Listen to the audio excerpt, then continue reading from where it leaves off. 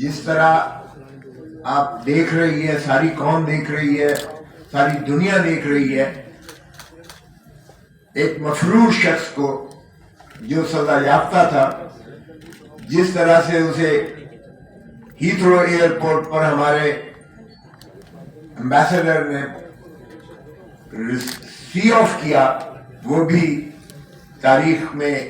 एक लिखा जाएगा। जिनको गिरफ्तार करके डिपोर्ट करना